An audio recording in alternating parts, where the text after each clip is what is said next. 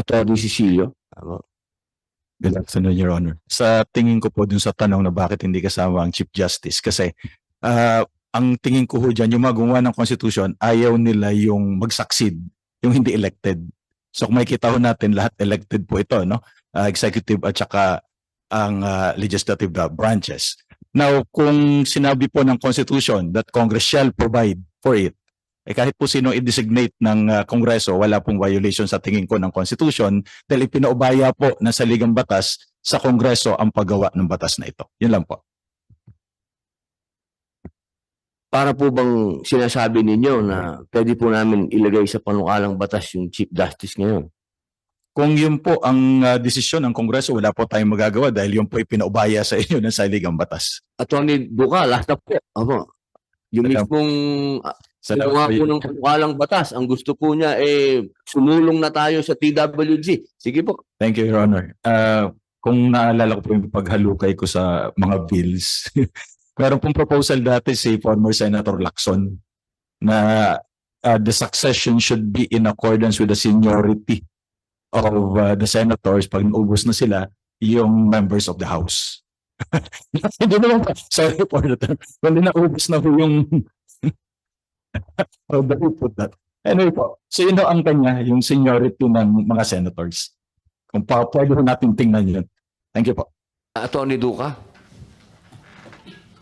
Yes, Your Honor. I agree that it should be separate voting. Kasi 24 lang kayo and you are representing the entire country because you are elected at large as compared to the members of the House by district or by party list. So therefore, you should be voting separately. But I agree that it should be joint meeting para hindi na magulo sa proposal.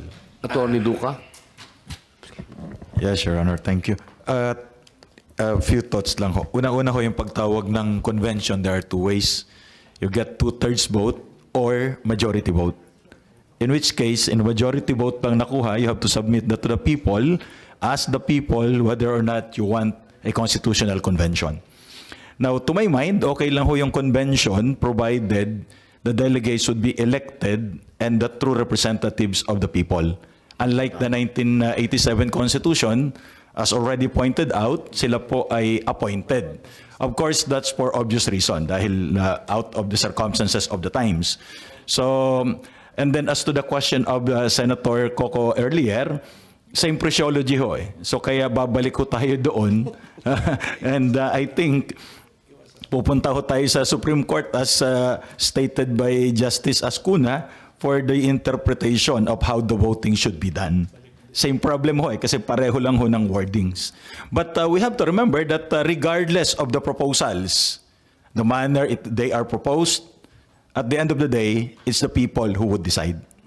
So magtiwala ho siguro tayo sa Pilipino na kaya nating magdesisyon.